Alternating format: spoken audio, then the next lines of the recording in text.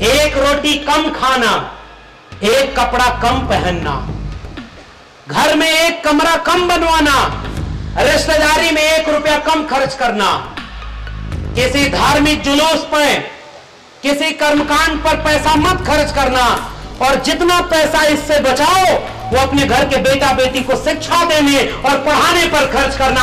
हाथ उठाकर बताओ, आप शिक्षा देने के लिए काम करेंगे कि नहीं? आप अपने बच्चों को स्कूल भेजेंगे कि नहीं? आप अपना पेट काट कर उनको पढ़ाएंगे कि नहीं? जिंदाबाद जिंदाबाद जिंदाबाद। देखो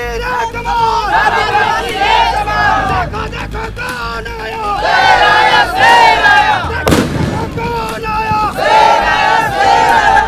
और इस देश का प्रधानमंत्री मणिपुर जाकर बोल गए थे कि मणिपुर में ऐसा शासन नहीं होना चाहिए, हम आएंगे तो बताएंगे कि शासन कैसा किया जाता है। अरे इस देश के लोगों, आंख खोलो, प्रधानमंत्री ने कोई झूठ नहीं बोला था। जैसा शासन करने का उनका हुनर है वैसा शासन मणिपुर में वो कर रहे हैं। आग लगाने का हुनर देखकर अगर आपने उन्हें शासन सौंपा था तो आप क्यों अफसोस मना रहे हो लाशों का कारवां देखकर? कि जो भी आपके बच्चों की शिक्षा की बात ना करे, रोजगार की बात ना करे, वो आपके बच्चों के भविष्य का दुश्मन है कि नहीं?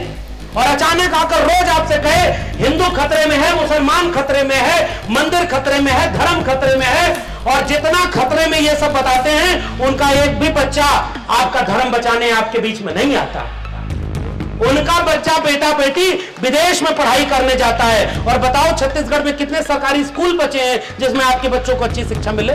शिक्षा छीन ली जाएगी तो आपके बच्चे क्या तर्क विवेक संपन्न होंगे क्या?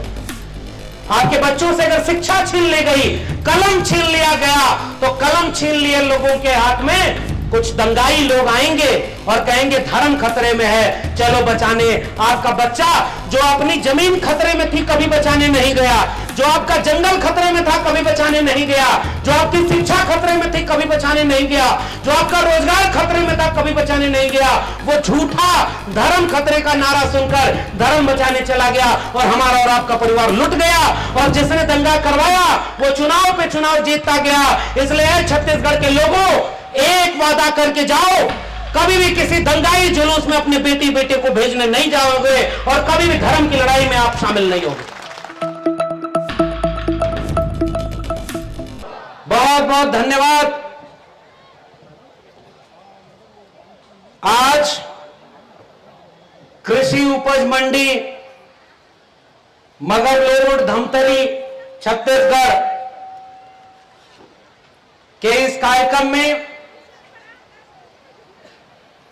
आसपास से आए हुए आप सभी सम्मानित नागरिकों को मेरा क्रांतिकारी उलगुलान है, जय भीम, जय मंडल, जय संविधान है, इंकलाब जिंदाबाद है।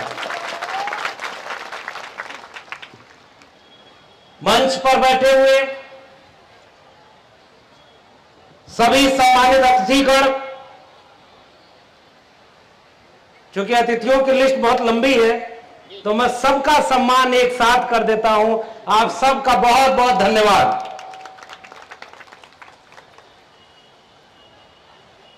सबसे पहले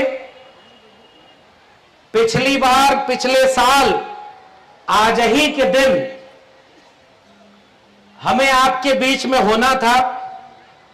आप सभी लोग उसकी तैयारी भी कर चुके थे, लेकिन मौसम खराब होने की वजह से और दूसरा कार्यक्रम जो नगरी में था, बालोद में, और नगरी में हमें आना था, तो बालोद में देर हो गई, इसलिए हम आपके बीच में आ नहीं पाए। और उसी समय हमने हेमंत जी से एक वादा किया कि भाई अगली बार जरूर आपके बीच में आया जाएगा, और आप सबका प्रेम है, मोहब्बत है कि आपने हमें बुला लिया है। बहुत बहुत धन्यवाद आप सबका। और हमें बहुत खेद है कि हम पिछली बार आपके बीच में नहीं आ पाए थे, मगर ये तो विचारों और क्रांति का रास्ता है। किसी एक कार्यक्रम से पूरा कहां होने वाला। अभी तो ये लड़ाई शुरू हुई है, अभी तो मौका मिलेगा तो जाने कितनी बार हमें आपके साथ और आपको हमारे साथ खड़ा होना होगा ताकि भारत का संविधान बचाया जा सके। तो आज एक आगाज हुआ है आज के दिन 9 अगस्त और सबसे महत्वपूर्ण बात, दुनिया भर में अलग अलग तरह के लोग रहते हैं, अलग अलग देश में रहते हैं, सबकी अपनी पहचान है। कोई कहता है मेरा देश ये है, मेरा प्रदेश ये है, मेरा जिला ये है। भारत वाले कहते हैं मेरी जाति ये है। दुनिया भर में ये सब पहचान अलग अलग बांटती है, और आज का दिन ऐसा है जो पूरी दुनिया के लोगों को जोड़ता है। इसलिए आज के दिन को विश्व आदिवासी दिवस के रूप में माना जाता है। तो सबसे पहले तो आज के दिन का एक पैगाम है कि हम और आप एक हैं, और हमारा दर्द एक है तो हमारी दवा भी एक होगी, और हम सब मिल करके अपनी दवा का बीमारी का इलाज करेंगे। इसलिए हम आपके बीच में आए हुए।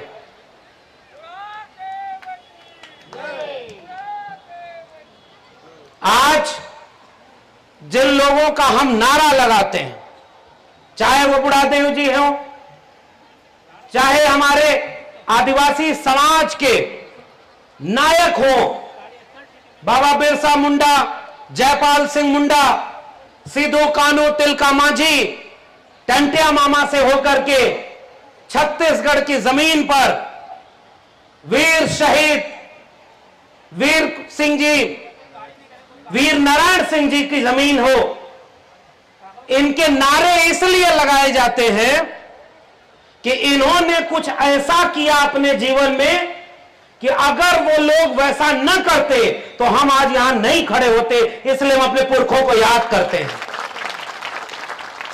अगर ऐसा न होता तो हमारे भी पुरखे थे, और हम ही उन्हें याद नहीं करते। हम अपने बाप दादाओं को कब याद करते हैं? लेकिन आज जब हम इस तरह के समाज में जी रहे होते हैं, तो कोई 50 साल पहले था, कोई 100 साल पहले था, कोई 1000 साल पहले था। तो 1000 साल पहले हमारा कौन था हमें नहीं पता, लेकिन हमारा सगा वही था जिसने उस समय कुर्बानी की, उस समय लड़ाई लड़ी, ताकि आज हम सीना तान के खड़े हो रहे हैं। इसलिए हम अपने पुरखों की जोहार बोलते हैं और उनको इनकलाबी सलाम पेश करते हैं। मगर साथियों, आज के दिन एक सवाल भी अपने आप से पूछने की जरूरत है। हमारे पुरखे इतने काबिल थे, इतने ताकतवर थे, इतने सक्षम थे, और इतना संघर्ष किया कि हम तो शान से याद कर लेते हैं कि हमारे पुरखे बहुत कामयाब लोग थे।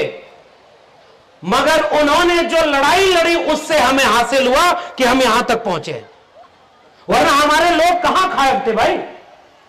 मैं ओबीसी समाज के बीच से आता हूं ना। एक तो आप देखिए, दुनिया में इंसान की जातियां नहीं होती, दुनिया में बंटवारा है इंसान इंसान का, लेकिन वो बंटवारा गरीब अमीर का है। जो दिखता है किसी के पास बहुत कुछ है, किसी के पास कुछ नहीं है, तो वो बंटवारा दिखता है। किसी के पास जमीन है, किसी के पास नहीं है, किसी के पास नौकरी है, शिक्षा है, किसी के पास नहीं है। ये बंटवारा तो समझ में आता है कि ये बंटवारा इसलिए हो गया कि जिसको मिला उसने कब्जा कर लिया। लेकिन भारत एक ऐसा देश है जिसमें सबसे बड़ा बंटवारा कर दिया गया, इंसान को ही इंसान से बांट दिया गया, और उस बंटवारे का नाम है जाति व्यवस्था। और जाति में कुछ लोगों ने अपने को श्रेष्ठ बना दिया और बाकी लोगों को कमजोर बना दिया। बंटवारा कर दिया उन्होंने। और दुनिया भर में लोग ये ढिढोरा पीटते हैं कि भाई हम तो सोने की चिड़िया थे। हम भी कहते हैं कि हाँ, हम सोने की चिड़िया थे, क्योंकि इसी सोने की चिड़िया ने तमाम ऐसे काम करने वाले, हाथ से श्रम करने वाले लोगों को पैदा किया, जिसने बंजर जमीन को धरती का सीना चीर करके रहने लायक बनाया। इस जल जंगल जमीन के बीच में रह करके इस दुनिया को रहने लायक बनाया। हमारे पुरखों ने, आप कल्पना करिए कि हमारे स्वागत में एक माला ऐसा पहनाया गया है, और हमारे अग्रज कह रहे थे कि इसको उतारिए मत, ये हमारी पहचान है। तो जो माला पहनाया गया वो फूल का था, और ये माला पहनाया गया, हमारी तरफ इसे महुआ बोलते हैं, यहां भी महुआ बोलते हैं। पेड़ पर फलने वाला एक फल। एक बात बताइए, जब पढ़ाई लिखाई नहीं थी, डिग्री नहीं थी, तो वो कौन लोग थे जो पहचान गए कि ये तो पेट की बीमारी का इलाज है, ये दवाई है, इसलिए हम इसको खाते भी हैं और इसकी पूजा भी करते हैं। इससे बड़ा विज्ञान और इससे बड़ी मेरिट किसी के पास हो तो बताइए। हमारे पुर के मेरिट वाले थे जो पहचान गए कि ये कितनी बड़ी दवाई है, कौन सी चीज खानी है, कौन सी चीज नहीं खानी है, और किस चीज की पूजना करनी है और कितनी पूजा नहीं करनी।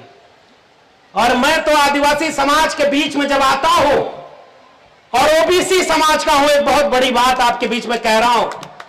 मैं जब भी पिछली बार भी आया, इस बार भी आया, तो सबसे शुरू में एक बात कह रहा हूं, हम ओबीसी समाज के लोग जब आदिवासी समाज के लोगों के बीच आते हैं तो ऐसा लगता है कि एक भाई अपने भाई के घर गया है, क्योंकि वही संस्कृति हमारी भी है और वही संस्कृति आपकी भी है। और मैं क्यों कह रहा हूं कि हम और आप भाई भाई हैं, हम आप बहन और परिवार के हिस्सा हैं, क्योंकि जो आपकी पूरी पद्धति है ना, वही ओबीसी समाज की भी है। मैं तो उत्तर प्रदेश से आया हूं। आप कल्पना करिए, उत्तर प्रदेश के पूर्वांचल में रहने वाला एक व्यक्ति, जिसके पुरखे गाय भैंस चराया करते थे, खेती बाड़ी किया करते थे, वो छत्तीसगढ़ के धमतरी में अपने लोगों के बुलावे पर आ जाए। यह संभव होता क्या अगर इस देश में भारत का संविधान लागू नहीं होता तो? उसने हमें और आपको मिला दिया, और आज कुछ लोग इस संविधान को बदलने की बात करते हैं।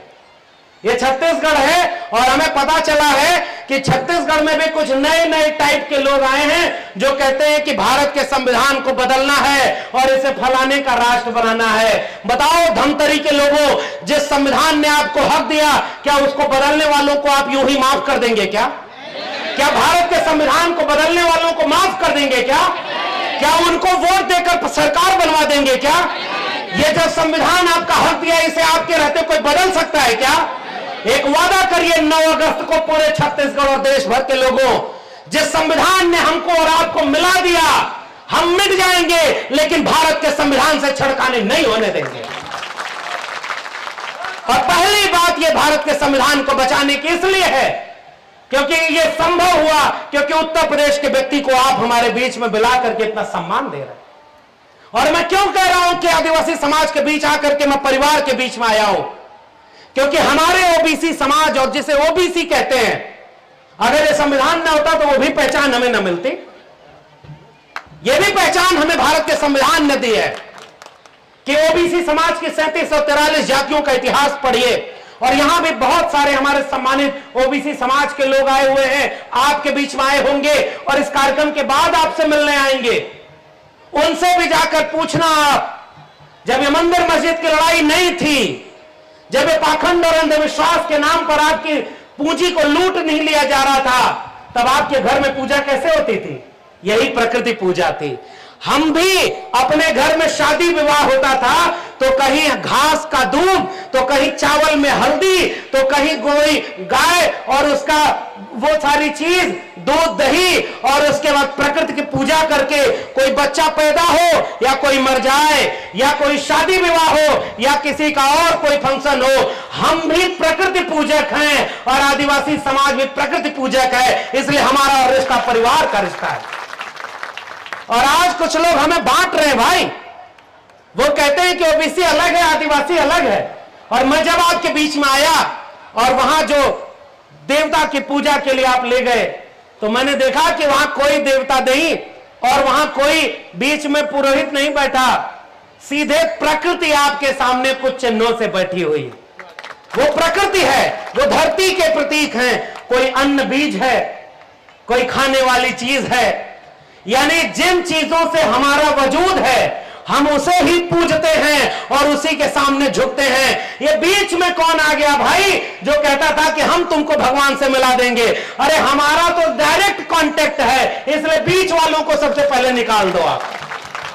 ये जो बीच वाले आए हैं ना, ये हमारे जेब का पैसा लेने आए। सीधे सी बात है, इशारा समझ जाइए, क्योंकि वैचारिक मंच है, इशारे में ही बात करूंगा। समझदार को इशारा काफी है। और हमसे पढ़ा लिखा और हमसे समझदार कौन है भाई? ये बीच में कौन आ गया? हम प्रकृति के बनाए लोग, प्रकृति ने हमें बनाया और हम प्रकृति से जी रहे हैं। ये जल जंगल जमीन, ये नदी नाले पर्वत पहाड़, ये खनिज संसाधन, ये धरती बची नहीं होती अगर इस देश में, इस दुनिया में मूल निवासी आदिवासी लोग उसे बचाने के लिए खड़े ना होते तो ये दुनिया अब तक रहने लायक नहीं बनती। जिसने बनाया, जिसने रहने लायक बनाया, आप उसी का सब कुछ छीन लिए। दुनिया में कहीं ये होता है क्या? अब इसलिए आज के दिन मैं रिश्ता जोड़ने आया हूं और ये रिश्ता हमारा जुड़ा हुआ रिश्ता है भाई। हम आपसे ताकत लेकर जाएंगे कि छत्तीसगढ़ में जो लोग पूजते हैं वो अन्न को पूजते हैं। हमारे ओबीसी यहां जितने किसान जातियां हैं वहां भी एक फसल कटती है, दूसरी फसल बोई जाती है, तो उसके बीच में त्योहार पड़ता है जिसमें हम फसल की पूजा करते हैं ताकि हे धरती अगली बार हम और मेहनत करेंगे, अगली बार और हमारे लिए फसल देना ताकि हम दुनिया भर के लोगों का पेट भर सके। इसलिए हम भी प्रकृति को पूछते हैं और आप भी प्रकृति को पूछते हैं। ये हमारा और आपका रिश्ता है। बांटने वालों से सजग रहिएगा, कोई बांटने आए तो बटिएगा मत। दूसरी बात, ये छीना झपटी कैसे हो गई? अगर ये धरती हमारी थी तो एक बात बताइए, इस धरती पर आज भी हमारी जल जंगल जमीन छीनी क्यों जा रही है हमसे? अभी हमारे सम्मानित लोगों को एक पट्टा दिया गया। मैं बहुत धन्यवाद करता हूं आयोजन समिति का कि आपने हमें इस लायक बनाया कि आज हम अपने बुजुर्गों को, अपने बड़े लोगों को उनका हक देने का सम्मान हमें प्राप्त हुआ है। आपके सम्मान से हम सम्मानित होकर के लौटेंगे और जाएंगे उत्तर प्रदेश और दिल्ली वालों को बताएंगे कि देखो दिल्ली वालों, उत्तर प्रदेश वालों, झारखंड बिहार वालों, तमाम दक्षिण भारत के लोगों, इस दुनिया और देश में हमारे जैसे लोग देश दुनिया में रह रहे हैं जिनको मंदिर मस्जिद के झगड़े से कोई मतलब नहीं, उनकी भी जरूरत है शिक्षा, स्वास्थ्य, रोजगार की, पढ़ाई, कमाई, दवाई की और अपने हक हुकूक की। इसलिए किसी भी ऐसे झगड़े में मत जाना जो आपके बच्चों का भविष्य बर्बाद करे। आओ मिलजुल करके एक ऐसा भारत बनाएं जिसमें आप भी खुश हो और हम भी खुश हो। यह पैगाम मैं आपसे लेकर के जाऊंगा और देश और दुनिया के लोगों को बताऊंगा कि हमने एक ही चीज हिम्मत कर पाई है। यहां पर आज अपनी बातचीत को शुरू करने हुए मैं छत्तीसगढ़ के धमतरी से याद करना चाहता हूं कि हमारे इसी देश में, इस देश के प्रधानमंत्री ये कहते हैं कि इस आजादी के 75 साल हो गए हैं, आजादी का अमृत महोत्सव मनाइए। लाखों करोड़ों रुपए का बजट इस पर बनाया गया है। गांव गांव तक अधिकारी कर्मचारी जाते हैं और कहते हैं कि आप अमृत महोत्सव मनाइए कि आपका देश अब अमृत काल में जा रहा है। अमृत का मतलब समझते हैं? एक ऐसी चीज जो किसी ने न देखी है, न खाई है, न पी है, लेकिन दुनिया में चल रही है कि अमृत होता है और हम अमृत को जी रहे हैं। भाई अमृत खाया पिया क्या? अच्छा एक किस्सा बता रहा हूं। अभी हम नहीं चाहते कोई बात यहां से कोई गलत संदेश जाए, इसलिए इशारे में आपका किस्सा जो मुझे पता चला वही बता रहा हूं। हमारे कुछ युवा साथी आए और उन्होंने कहा कि भाई तरह तरह की कहानियां बना दी गई है कि जहां ये है वहां किसी ऋषि मुनि की कहानी बना दी। और कहानी क्या बनाई कि किसी का कमंडल गिर गया तो वहां से नदी बह गई। और अभी हेमंत जी कह रहे थे भाई उस कमंडल में कितना पानी था कि उससे पूरी एक नदी बह गई। ये तो आपका किस्सा, मैं तो उसमें कुछ कह भी नहीं रहा हूं। इसका मतलब क्या है? इसका मतलब यह है कि कुछ किस्से ऐसे होते हैं जो आपको मानसिक रूप से गुलाम बनाने के लिए आपके बीच में छोड़ दिए जाते हैं। यह गुलामी का प्रतीक है। हमारे यहां ज्योतिबा फूले एक नायक हुए। 2-3 छोटा छोटा किस्सा सुना रहा हूं और आज का सबसे जरूरी और पहला पैगाम आपके बीच में देना जा रहा हूं। हम क्यों कहते हैं शिक्षा जरूरी है? कल्पना करिए अगर मैं पढ़ा लिखा न होता, मेरे घर वालों ने मुझे पढ़ाया न होता, मैं स्कूल न गया होता, मैं डिग्री कॉलेज और यूनिवर्सिटी में पढ़ाई न किया होता, तो क्या आप मेरा इतना सम्मान करते? क्या हमने पढ़ाई की तब ना आप हमारा सम्मान कर रहे? अगर हम पढ़ाई करके समझदारी की बात ना करते तो आप हमें अपने बीच में क्यों बुलाते? भाई यहाँ के आयोजक मंडल अपने यहाँ के किसी बड़े नेता को बुलाते, वो आकर दोनों बाहें फैलाकर कहता कि हम आपके साथ हैं, चाहो आपको इतना चंदा दे दिया, इतना अधिकार दे दिया, और यहां से जाए और वहां रायपुर और जहां दिल्ली में बैठ करके आपका हक बदलने का कहे कि अब पैसा कानून यहां लागू नहीं होगा, अब हम समान नागरिक संहिता ले आएंगे, यूसीसी ले आएंगे, और आप हाय तौबा कहे कि अरे भाई जिस नेता को हमने सम्मान दिया उसको जब कुर्सी पर बैठाया तो हमारे बच्चों का भविष्य बर्बाद कर दिया। फिर बताओ इस कार्यक्रम का क्या महत्व होता? चंदा आपको खूब मिल जाता, लेकिन आपके बच्चों का भविष्य छीन लिया जाता। ऐसा होता है कि नहीं होता? इसलिए आपने हमें बुलाया कि हो सकता है कोई ऐसी बात हो जो यहां से ये आवाम जाए अपने गांव में तो जागरूक हो जाए, सजग हो जाए कि उसके बच्चों का भविष्य कोई छीन न ले, और जो उसके बच्चों का भविष्य छीन रहा है उसको पहचान ले और उसको न वोट दे न नोट दे, ताकि वो कमजोर हो और उसके बच्चे के लिए एक नवा छत्तीसगढ़ और एक नया भारत बने, जिसमें उसका बच्चा अगर 50 साल बाद अपने पिता को याद करे तो वो ये ना कहे कि तुम्हारे पुरखे लायक थे तो तब तो तुम आदिवासी दिवस मनाते थे, और तुम कितने नालायक थे कि तुम्हारे सामने हमारी जल जंगल जमीन छीन ली गई, तुम्हारे सामने हमारा आरक्षण छीन लिया गया, तुम्हारे सामने यूसीसी लागू करके हमारी प्राकृतिक प्रथा को हमसे छीन लिया गया, तुम्हारे सामने हमारे पुरखे हमारे लोगों के ऊपर कोई पेशाब कर गया, तुम्हारे सामने जब महिलाओं को, हमारे परिवार की महिलाओं को नंगा घुमाया गया तब तुम क्या कर रहे थे? मैं सीना तान के कहूंगा कि जिस समय मणिपुर में हमारे परिवार की महिला को नंगा घुमाया गया, मैं छत्तीसगढ़ में खड़े होकर इस देश के प्रधानमंत्री और मणिपुर के मुख्यमंत्री की निंदा कर रहा था कि उसने हमारे परिवार की महिला के साथ छेड़खानी की है।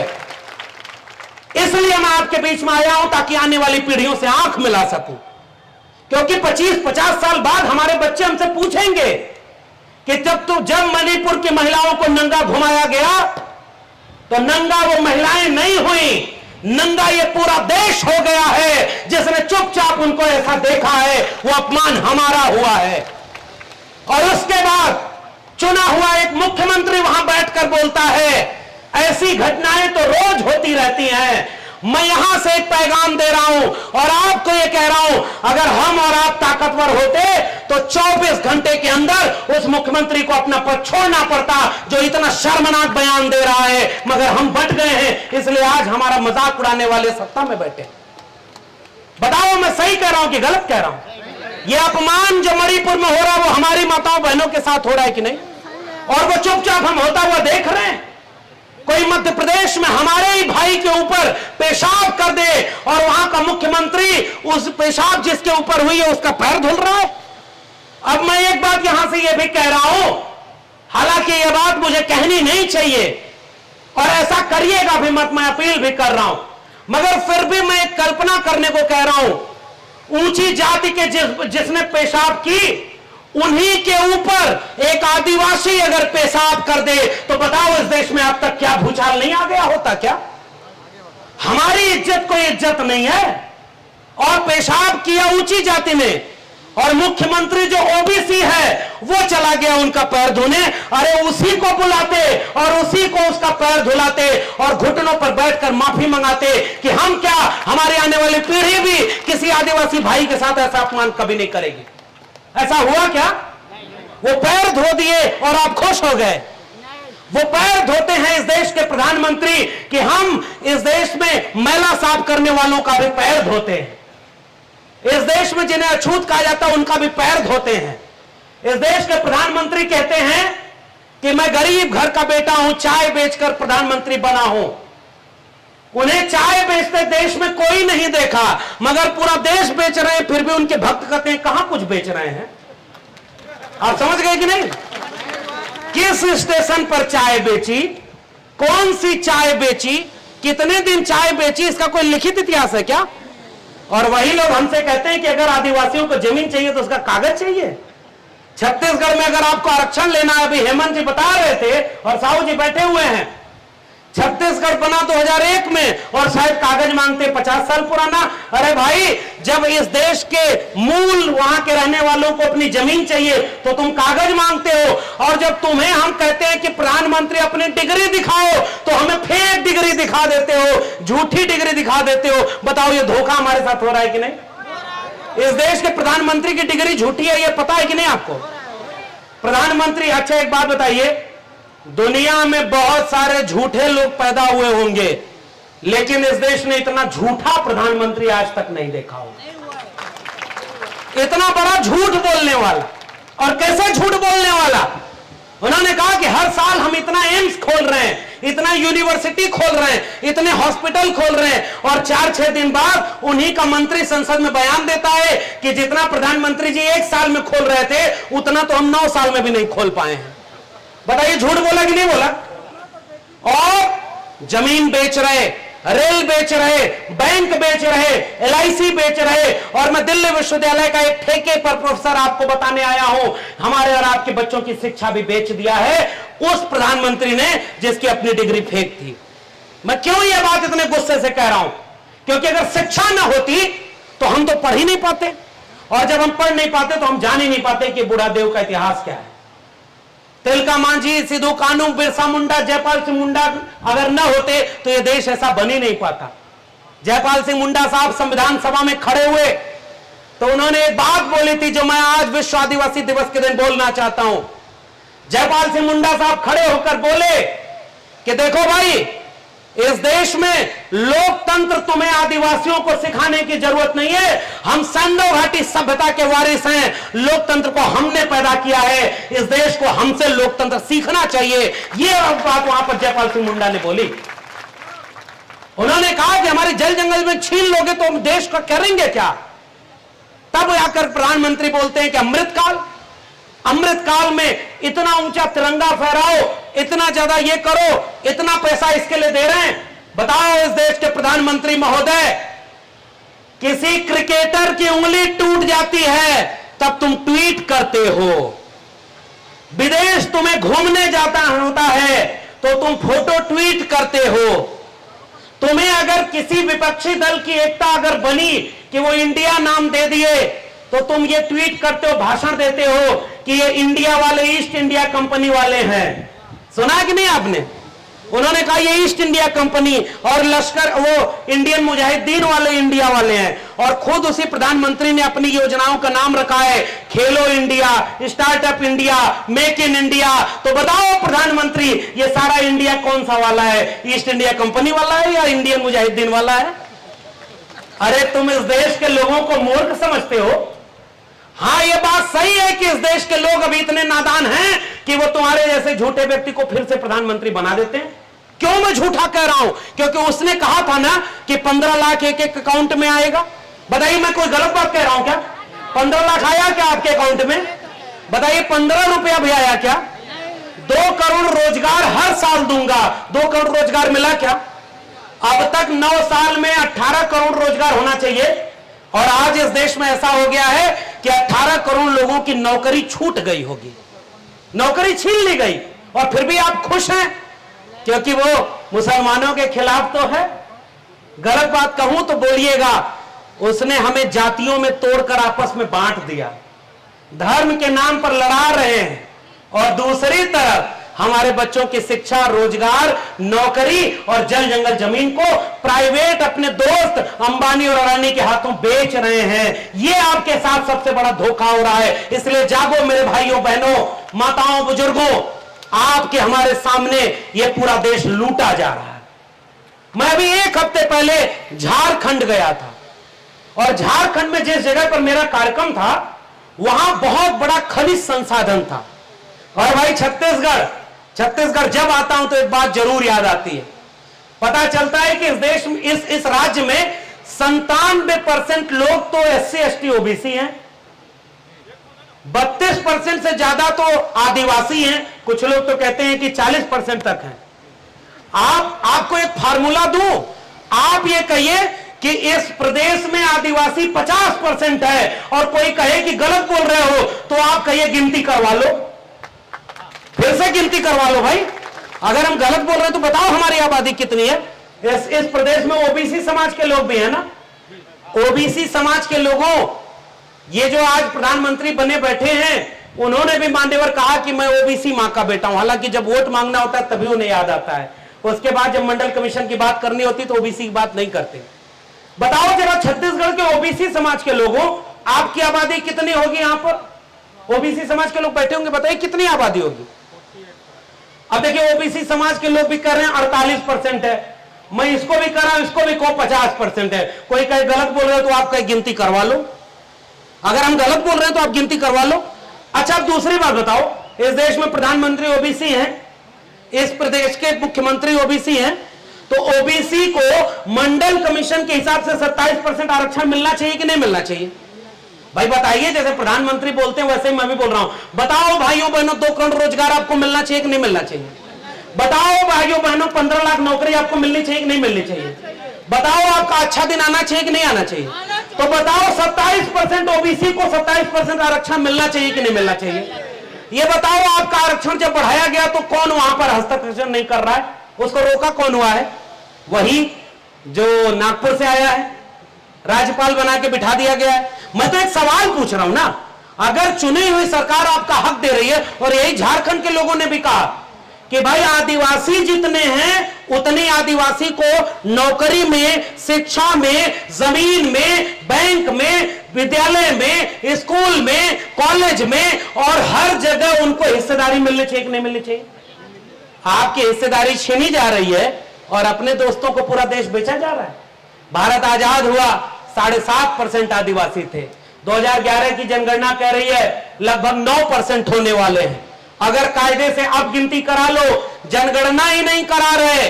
इस देश में बकरी की गिनती है, पेड़ पौधे की गिनती है, मगर इस देश में ओबीसी कितने हैं और अपर कास्ट कितने, इसकी गिनती नहीं हो रही है। क्योंकि प्रधानमंत्री को डर लगता है कि SC ST OBC अब कह रहा है जाति जनगणना होनी चाहिए। अगर जनगणना हो गई तो भेद खुल जाएगा कि कहीं 3-4% लोगों ने इस देश की 75% और 80% नौकरी कब्जा तो नहीं कर ली है, शिक्षा कब्जा तो नहीं कर ली है। सही है कि नहीं? इसीलिए तो जनगणना नहीं करा रहे। लेकिन जब यह बात हो रही है तो हम भी तो एक बात कह रहे हैं, आपके छत्तीसगढ़ में हमें एक पर्चा दिया कि भाई 3 करोड़ आबादी में 1 करोड़ आदिवासी है। सही है, 1 करोड़ आदिवासी है, 32%, फिर भी उसका अधिकांश हिस्सा पूरे छत्तीसगढ़ में केवल संघर्ष कर रहा है। पिछले दिनों दिल्ली विश्वविद्यालय और दिल्ली में हमारे पास बस्तर के कुछ लोग आए थे, उसमें एक बच्चा आया हुआ था। वो बच्चा जो जब 7-8 साल का था तो पुलिस प्रशासन के लोग जब उनके ऊपर हमला करने गए, और ये मैं नहीं बोल रहा हूं, ऑन रिकॉर्ड बातें आप देख सकते हैं, वो मां के साथ था, उसकी मां को मार दिया गया। उस बच्चे के ऊपर जो तेज चीज लगी उसकी 4 उंगलियां कट गई थी। वो बच्चा अब बड़ा हो गया था, दिल्ली विश्वविद्यालय की 4 दीवारी पर खड़ा चुपचाप इस मुल्क से एक सवाल पूछ रहा था कि मेरी मां, मेरे पिता मेरे गांव की जमीन बचाने के लिए खड़े थे, मेरे रिश्तेदार हमारे बस्तर को बचाने के लिए लड़ रहे थे। वो कौन लोग थे जिन्होंने उनको गोलियों से भून दिया? पहले कहा नक्सली हैं और बाद में कहा मिस्टेकन आइडेंटिटी हो गई। आज इस देश में क्या आदिवासी समाज इतना कमजोर है कि आपके लोगों को गोली मार दी जाए और बाद में कहा जाए कि साबित करो कि ये किसको गोली मारी हो? तो उन्होंने कहा कि गलती हो गई, मिस्टेकन आइडेंटिटी है। क्या गलती का हर्जाना करके जिनको मार दिया उनको वापस लाया जा सकता है क्या? क्या इसी देश में बस्तर बकसवाह के जंगलों में, हसदेव के जंगलों में और तमाम छत्तीसगढ़ में जहां की मिट्टी सोना पैदा करती है, छत्तीसगढ़ एक अमीर राज्य के गरीब निवासियों, हम आपसे एक सवाल पूछने आए हैं। आपके प्रदेश को लूटा जा रहा है और आप इस लूट को चुपचाप देखना चाहते हैं। आपके यहां खनिज संसाधन ऐसा है कि मिट्टी बह जाए तो उसको भी बेचकर कुछ लोग कमा लेंगे। अगर प्रधानमंत्री कुछ दिन और छत्तीसगढ़ घूम जाए तो दिल्ली जाकर बताएंगे कि छत्तीसगढ़ में अभी ये जगह और बची है, इसको भी बेच दो। इसलिए सजग रहिएगा। फैक्ट्री बिक गई। और मैं जब गया था गढ़वा झारखंड तो वहां पता है एक बात पता चली, छत्तीसगढ़ के लोगों इसको भी याद करिएगा, कंपनी लगाई गई है वहां ताकि कोयला निकाल सकें, खनिज निकाल सकें। इस देश का नक्शा बनाइए, 3 नक्शे अलग अलग बनाइएगा। पहले नक्शे पर जहां जहां इस भारत के नक्शे में जंगल हो उसको चिन्हित कर दीजिए।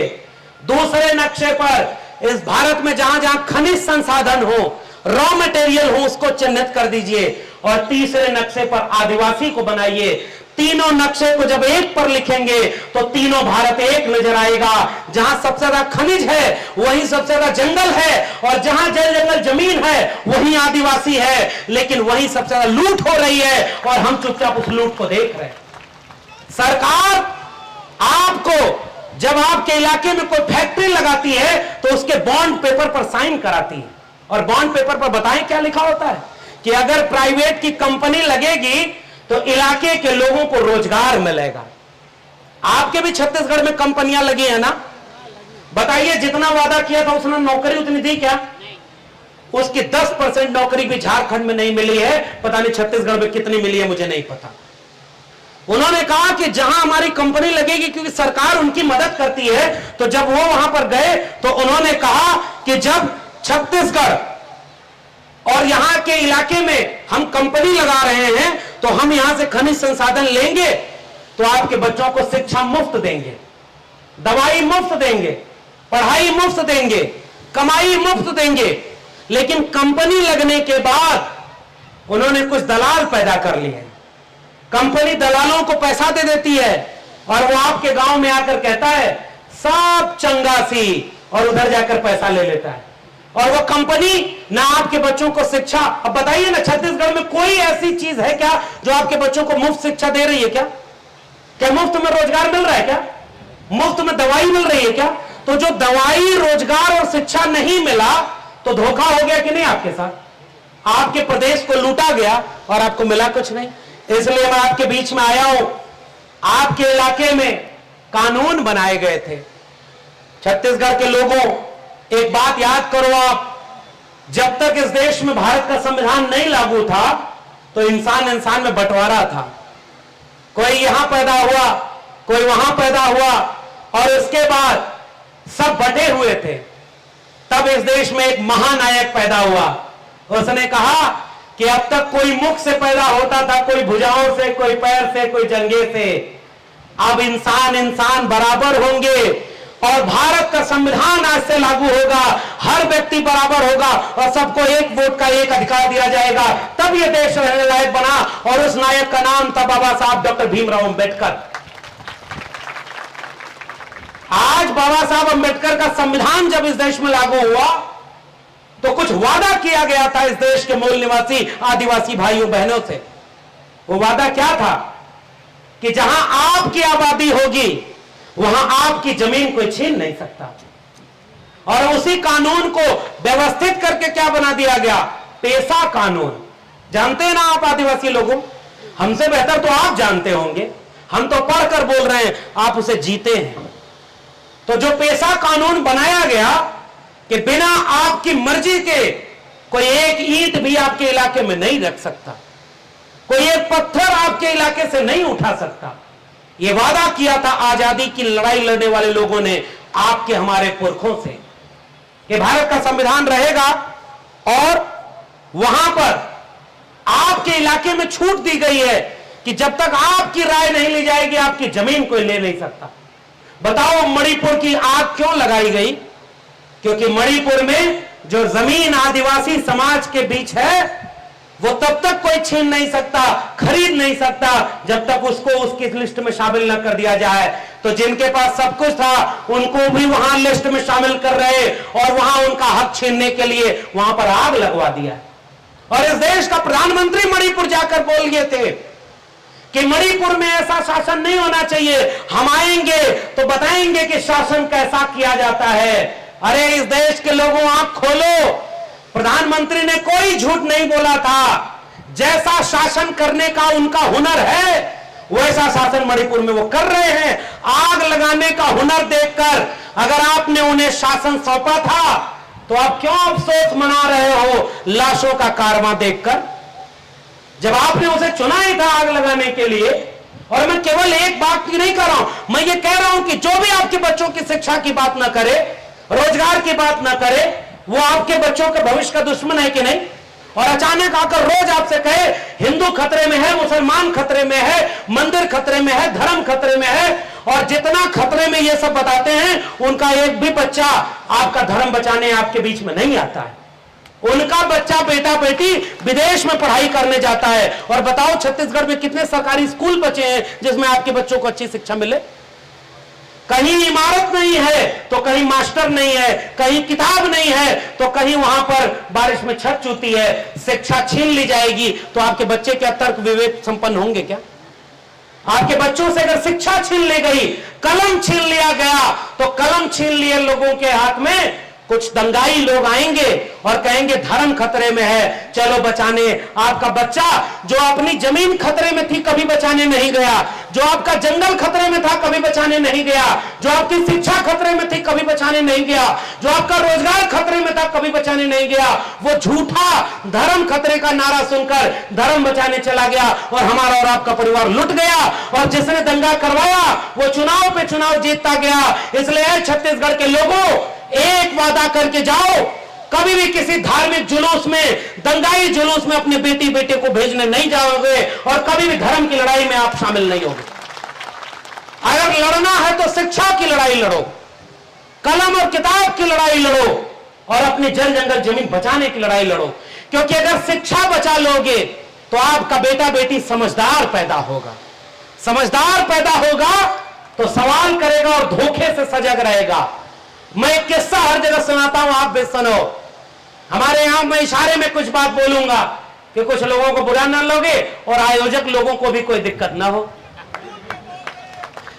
हमारे यहां किस्सा है कि जैसे एक आदमी, उसके दादाजी गुजर गए तो पिताजी एक आदमी को बुलाकर लाए कि दादाजी की आत्मा मुक्त हुई कि नहीं। अब आप समझ गए ना वो किसको बुलाकर लाए होंगे? ये आत्मा परमात्मा का धंधा किसका है आप जानते हैं ना? तो समझदार को इशारा, तो उनको बुलाकर लाए और उनसे पूछे कि दादाजी तो गुजर गए, अब उनकी आत्मा कहां है? तो वो आदमी बोला कि ऊपर आराम कर रही है। कहां? ऊपर। तो कहा कोई दिक्कत परेशानी? कहा नहीं कोई दिक्कत तो नहीं है, लेकिन उनके सोने के लिए चारपाई नहीं है। तो कहा वो चारपाई उनको मिलेगी कैसे, पहुंचेगी कैसे? तो उन्होंने कहा हम इस धरती पर है ना, देवता के अवतार हैं, हमारा डायरेक्ट लिंक है, आप हमको दोगे तो हम आपके दादाजी की आत्मा तक पहुंचा देंगे। धोखा समझना छत्तीसगढ़ के लोगों। वो आदमी बोला और पिताजी कम पढ़े लिखे थे, नहीं जानते थे, उन्होंने नई नई चारपाई खरीद करके उन सज्जन को दे दी और वो नई वाली चारपाई लेके चले गए और उस पर आराम से सोने लगे। समझ रहे ना? अब जब कुछ दिन बाद आए तो फिर पिताजी ने हाथ जोड़कर बोला, हे भूदेव, हमारे दादाजी की आत्मा कैसी है? तो कहा कि बहुत ठीक है, जो तुम 13वीं मनाए थे, इसमें गाय दिए थे, इसका बढ़िया दूध पीते हैं दादाजी। नई वाली चारपाई जो दिए उस पर बढ़िया नींद आती है। लेकिन उनको थोड़ा मार्केट जाने में, जैसे धमतरी और मुगल रोड से आगे बढ़ने में, सुबह शाम जाने में बड़ी परेशानी होती है। एक साइकिल खरीद के अगर दे देते तो उनको बड़ा आराम मिल जाता। आप समझिएगा, खेल समझिएगा भाइयों बहनों। और तुरंत पिताजी कम पढ़े लिखे ना समझ नई साइकिल खरीद के मान्यवर को दे दिया। मान्यवर साइकिल लेकर चले गए। तीसरी बार आए और सामने जैसे ही पिताजी हाथ जोड़कर बैठे, कहे हे देवता के रूप, हमारे दादाजी की आत्मा कैसी है? तो जैसे ही वो व्यक्ति बोला कि हाँ, जो गाय दी थी उसका बढ़िया दूध पीते हैं, जो चारपाई दी थी उस पर बढ़िया नींद आती है, और जो साइकिल दिए थे उससे रोज सुबह शाम मुगल रोड पूरा घूमने चले जाते हैं। तुरंत उनका पोता वहीं बैठा था जो शिक्षित जागरूक था, बीच में खड़ा होकर बोला, ना पिताजी, ये व्यक्ति झूठ बोल रहा है। आदमी चौकन्ना, क्या झूठ बोल रहा? कहा कि जो जो आपने दादाजी को गाय भेजी, चारपाई भेजी, साइकिल भेजी, वो दादाजी तक पहुंची ही नहीं। वो नाराज होकर बोला, तुमको कैसे पता कि वो नहीं पहुंची? तो उसने कहा, देखो दादाजी ने हमको एक चिट्ठी लिखकर भेजा है कि बेटा तुम्हारा भेजा कोई सामान हमको नहीं मिला है। चिट्ठी लिख के भेजा। अब वो आदमी नाराज, धोती होती पकड़ करके गुस्से में खड़ा हुआ। कहा ये चिट्ठी तुम्हारे पास किस रास्ते आई? तो वो लड़का बोला, उसी रास्ते जिस रास्ते तुमने गाय भेजी थी, चारपाई भेजी थी और साइकिल भेजी थी। धोखा पकड़ में आया कि नहीं? अगर आपका बेटा बेटी शिक्षित होगा तो कोई उसको धोखा देने आएगा तो तुरंत वो पकड़ लेगा, अरे ना भाई तो झूठ बोल रहा है।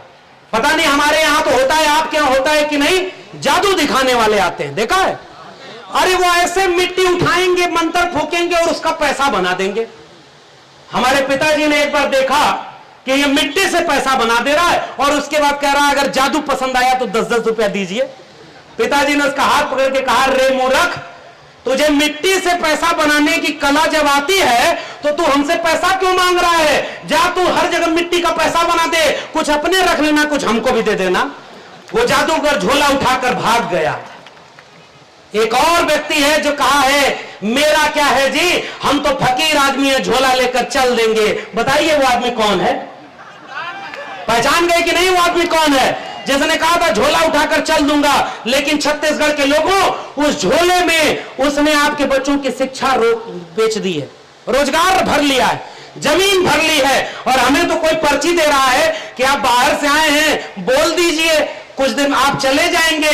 हम लोग क्या बोले तो ये कह रहे हैं भाई देवभोग जिला जहां है वहां हीरा मिलता है, रेत माफिया है, हीरा माफिया है, खनिज माफिया है, और माफिया ही पूरा राज्य चला रहे हैं। अरे भाई हम माफिया के खिलाफ क्यों बोले? लेकिन आपको तो बोलना पड़ेगा।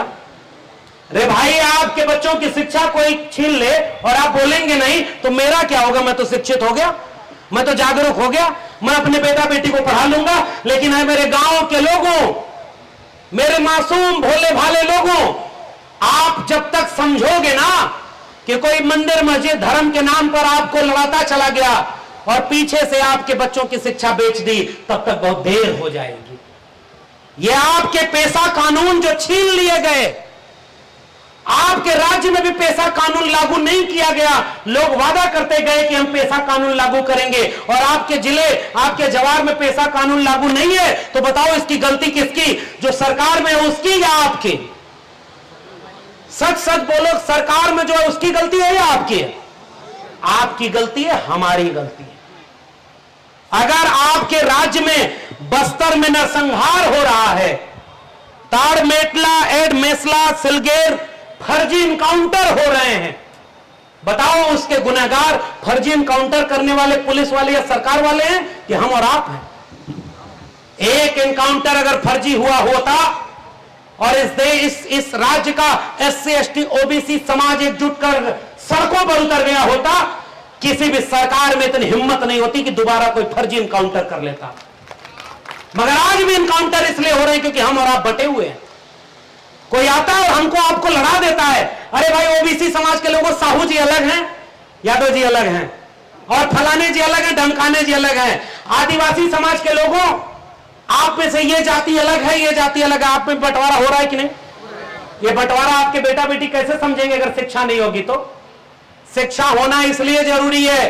एक भोजपुरी, पता नहीं, मैं तो छत्तीसगढ़ आता हूं तो मेरी भाषा आपसे मिलती जुलती है, बड़ा रिश्ता है हमारा आपका। आपके यहां दर्द थोड़ा कम है, आइए हमारे उत्तर प्रदेश में आपको दिखाएं जहां बुलडोजर चल रहा है। आप अगर आज आंदोलन करेंगे तो शाम को आपका घर गिरा दिया जाएगा। ये भारत के संविधान का बचाव है क्या? इसलिए आपको जागरूक करने और एकजुट करने की अपील ही तो करके जा सकता हूं मैं। भाई आप तो हमें सम्मान दे रहे, इतना प्रेम, इतना मोहब्बत। यह विश्व आदिवासी परिवार जो यहां पर छत्तीसगढ़ में धमतरी में है, इसने तो हमें इतना सम्मान दिया। ये जो आपने सम्मान, अभी हमारा युवा साथी पगड़ी बांधते हुए हमसे एक बात कह रहे थे कि ये जो पगड़ी बांधी जा रही है ना हमारे इलाके में, इसका मतलब होता है कि हम आपके कंधों पर, आपके माथे पर एक जिम्मेदारी बांध रहे हैं। ये जिम्मेदारी है। आपने ये जो माला पहनाया है, ये मेरे कंधे पर वजन है। मैं जानता हूं ये मेरे लिए सम्मान की जितनी बात है, उससे ज्यादा बड़ी बात जिम्मेदारी की है। और जिम्मेदारी ये कि मैं आज छत्तीसगढ़ से जब वापस दिल्ली लौटूं, मेरे पास जितनी क्षमता हो बोलने की, मेरे पास जितनी क्षमता हो लिखने की, मैं अपने आदिवासी समाज के भाइयों बहनों और परिवार वालों का दर्द अगर मैं बोल सका, लिख सका और ये आपकी जिम्मेदारी निभा सका, तभी आपका सम्मान मेरे ऊपर रहेगा, वरना ये कर्जा उधार रह जाएगा और मैं इसे चुका नहीं पाऊंगा। इसलिए सम्मान और हिम्मत हौसले को लेकर लौट रहा हूं। आज मुझे कहीं और निकलना है, हमें वहां जाना है, इसलिए अब अपनी बात को यहीं पर खत्म कर रहा हूं और एक गुजारिश कर रहा हूं मेरे भाइयों बहनों माताओं, विश्व आदिवासी दिवस पर हम एकजुट होते हैं। ये एक मौका होता है, ये मौका होता है आपस के दूरियों को मिटाने का। ये मौका होता है कि कोई हमला आपके ऊपर हो रहा है तो उससे सजग होने का। बताओ आप छत्तीसगढ़ के लोगों, मणिपुर की उन बहनों को आपने अपने ख्वाब में देखा कि नहीं देखा? आपको नींद आई क्या उस रात, जिस रात वो वीडियो आई थी? हमें तो नींद नहीं आई। पता नहीं इस देश के प्रधानमंत्री को नींद कैसे आई, जो प्रधानमंत्री 3 महीने से ज्यादा हो गया और देश दुनिया के हर मुद्दे पर भाषण देता है, लेकिन आज मणिपुर पर चुप हैं। हम आज विश्व आदिवासी दिवस पर अपने छत्तीसगढ़ से उन प्रधानमंत्री को लानत भेजते हैं और कहते हैं कि अगर आपका जमीर जिंदा हो तो एक लाइन खड़े होकर आज इस देश के लोगों से माफी मांग लीजिए कि मणिपुर में जो हुआ उसके लिए हम माफी मांगते हैं, तब हम मानेंगे कि आप इंसान हैं। अगर आप ये नहीं करते तो हम माफ करिए, हम आपको नहीं मानेंगे कि आपके अंदर भी कोई दिल है। अगर आप नहीं माफी मांगते कि मध्य प्रदेश में कोई पेशाब कर दे, हम इस देश से माफी मांगते, क्योंकि सरकार आपकी है। आपको हमने चुन करके भेजा कि आप हमारे हक हुकूक की रक्षा करेंगे। और आप कौन सा कानून बना रहे भाई? जैसे ही चुनाव नजदीक आ रहा है, कौन सा कानून बन रहा है? यूसीसी, समान नागरिक संहिता। इसका मतलब क्या है? डर दिखाया जाएगा किसका? कि हम मुसलमानों को ठीक करने के लिए बना रहे हैं। और सबसे ज्यादा हक किसका छीना जाएगा? आदिवासी समाज का। बताओ आदिवासी समाज के लोगों, क्या आपके पास शादी करने की अपनी परंपरा है कि नहीं? आपके यहां भोज देने की अपनी परंपरा है कि नहीं? आपके देवी देवता अपने अलग है कि नहीं? आपकी उपासना पद्धति अलग है कि नहीं? आपके यहां परिवार का ढांचा अलग है कि नहीं? अरे भाई, तो इन सारे लोगों को आप सबके साथ मिलाकर जो हक सदियों सदियों से मिला है वो आप एक कानून बनाकर छीन लेना चाहते हो। और छत्तीसगढ़ के लोगों, क्या उस कानून बनाकर आपका जो परंपरा, रीति रिवाज, परिपाटी छीनी जाएगी तो क्या आप उसे छीनने देंगे? क्या इस तरह के समान नागरिक संहिता जो बनाई जाएगी इसको आप छीन लेने देंगे क्या? इसलिए मेरी गुजारिश है माताओं बहनों, बड़े बूढ़े बुजुर्गों, नौजवान साथियों, पहली बात, सबसे पहली बात, विश्व आदिवासी दिवस का मतलब है कि दुनिया भर के हम कमेरा लोग, मेहनतकश लोग जो हाथ से श्रम करते हैं, हम सब इस देश के मूल निवासी और आदिवासी हैं, इसलिए हम सब एक हैं। पहला पैगाम कि जब भी मौका मिले हम एकजुट होकर एक मंच पर खड़े रहेंगे। वादा कर रहे हैं कि नहीं? आप बताइए, हम एकजुट हैं कि नहीं है? दूसरा वादा आपसे लेने आया हूं, एक रोटी कम खाना, एक कपड़ा कम पहनना, घर में एक कमरा कम बनवाना, रिश्तेदारी में 1 रुपया कम खर्च करना, किसी धार्मिक जुलूस पर, किसी कर्मकांड पर पैसा मत खर्च करना, और जितना पैसा इससे बचाओ वो अपने घर के बेटा बेटी को शिक्षा देने और पढ़ाने पर खर्च करना। हाथ उठाकर बताओ, आप शिक्षा देने के लिए काम करेंगे कि नहीं? आप अपने बच्चों को स्कूल भेजेंगे कि नहीं? आप अपना पेट काट कर उनको पढ़ाएंगे कि नहीं? ये मेरा दूसरा वादा आपसे है कि आप ये जरूर करिएगा, क्योंकि अगर पढ़ेंगे तभी वो जागरूक होंगे, समझेंगे। और नहीं पढ़ेंगे तो अचानक कोई चोर आएगा और कहेगा कौवा कान लेकर भाग गया, और हम सब कौवा के पीछे चले गए, और कौवा भी भाग गया और कौवा का पुजारी भी भाग गया, उसका मालिक भी भाग गया। मैं एक कहानी और सुना रहा हूं, बस चल रहे हैं हेमंत जी, अब चला जाएगा आगे। हमारे यहां भैंस पाली जाती है, जानते हैं? आपके यहां भी पशु पक्षी पाले जाते हैं? भैंस चुराने वाले रात के अंधेरे में आते हैं, जब अंधेरा होता है तो चोरी करते हैं भैंस की। अब तो कम हो गया। भैंस के गले में एक घंटी बांधी जाती है, घंटी बजती रहती है, घर वाले आराम से घर में सोते रहते हैं। चोर आते हैं तो पहला काम क्या करते हैं पता है?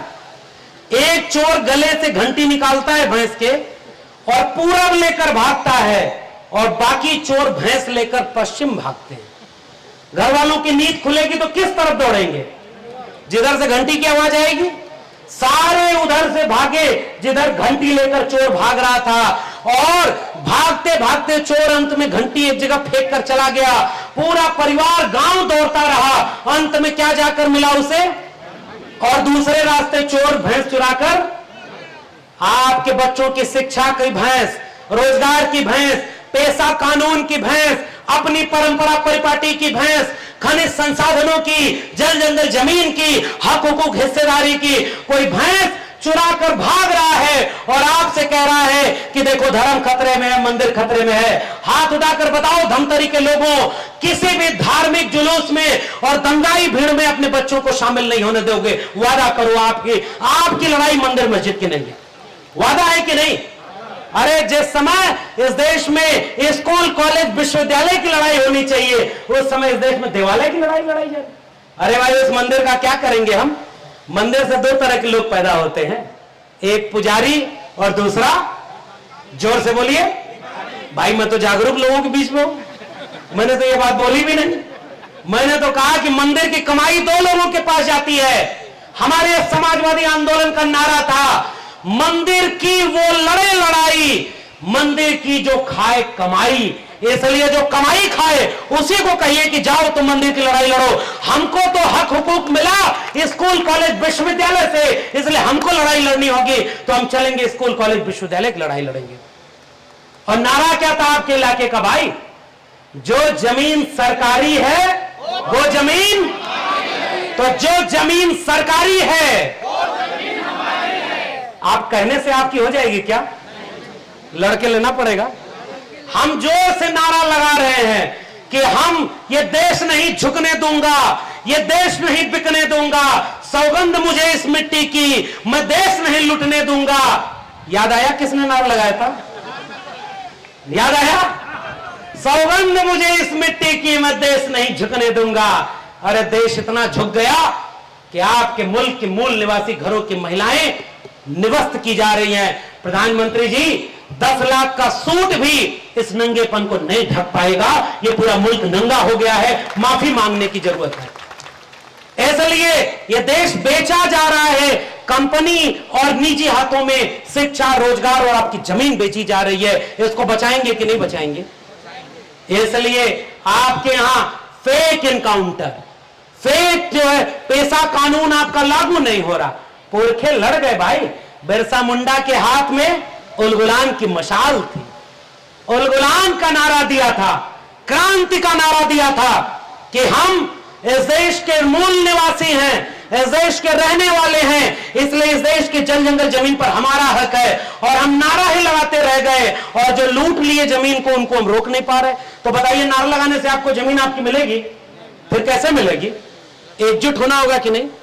एकजुट होकर के अपनी लड़ाई अपने से लड़नी होगी कि नहीं? कोई दूसरा आएगा क्या आपको बचाने? आप लोग पुनर्जन्म में भरोसा रखते हैं क्या? आप पुनर्जन्म नहीं मानते तो जो होगा हिसाब इसी जन्म में होगा ना।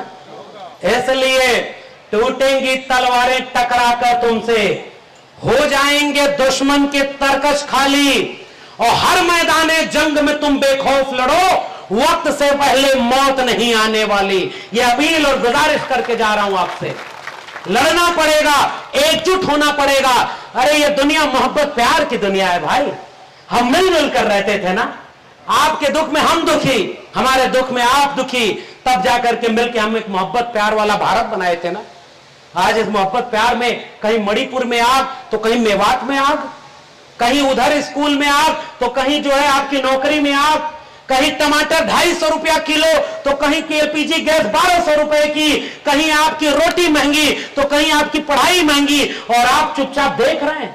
अरे मेरे देश के लोगों, अरे मेरे समाज के लोगों, यह उत्सव मनाना तो बहुत जरूरी और अच्छी चीज है, मगर याद रखना अगर 2024 में हिसाब नहीं किया ना तो पता नहीं अगली बार आप ये प्रोग्राम भी कर पाएंगे या नहीं। मैं एक चुनौती देकर आपके सामने जा रहा हूं। ये खतरा है कि भारत के संविधान को बदल दिया जाएगा, और लोग कह रहे हैं कि धर्म का राज बनाएंगे, राम राज्य बनाएंगे।